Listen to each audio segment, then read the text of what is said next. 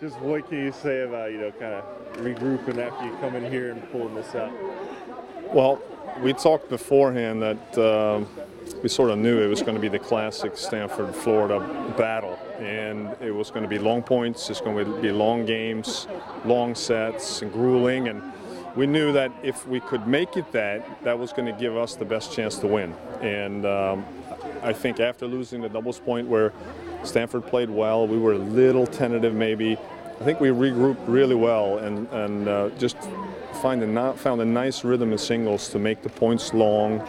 And obviously we had some spectacular play at 2, because the kid at 2 for Stanford is world class. I mean, that kid has played center court US Open. And so for Sophie to get off the court quick, for Olivia to get off quick, that really, set the tone for us. But I mean, it's a team of warriors. We work hard, we run, and at the end of matches, you got to be able to use your legs when it's hard to hit the corners. And today was a great example of that. I mean, I know it's still kind of early in the regular season for you guys, but to get a win like this against Stanford, what can that do for you going forward? Well, it's a great confidence boost. Stanford is one of the best teams in the country. I mean, you look at that lineup, it's ridiculous, 1 through 6. And so, what it does, it tells us that we're getting better in doubles. It's certainly still a work in process for us, but singles were as tough as anyone. We did the same thing on the road at North Carolina, turning around 4-2, and I'm really proud of them. There's no giving up in this crew here, and that goes a long way in college tennis. Just, a little unusual coming inside like this after starting out there. I mean, I guess what was kind of the message coming in here, how it might change things? You know what? I went in the locker room when it started raining again, and all 3 of them were unequivocal. Let's go inside, and this is a brand new facility. We practiced in here maybe 7 times. So, we knew just about as much as Stanford coming in here, but, Nancy Perry, this was well worth it. I know obviously Alexandra got a big win to a girl I think she lost to about a month ago. Mm-hmm. I mean, what was maybe the difference in her game, and how important was her coming back today? Well, Alex played her in the first tournament of the spring here in Vegas. The pace of play was quicker in altitude up there. The courts were faster, and Alex, frankly, was not hitting the ball that well.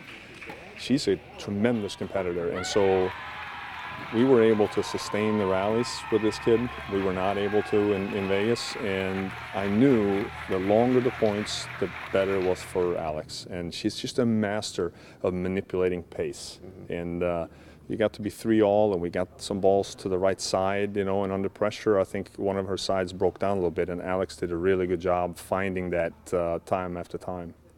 And then what did you kind of learn about Brianna in that last match? I mean, that was some serious tennis. I mean, 2 great athletes. They both hit the ball world class, and it says a lot about an athlete, I think, to have the lead, lose the lead, and then act like, nothing happened, and then be able to break for us to win this match. And clearly she was really nervous, but to be able to handle the nerves like that shows that we got some real potential to work with.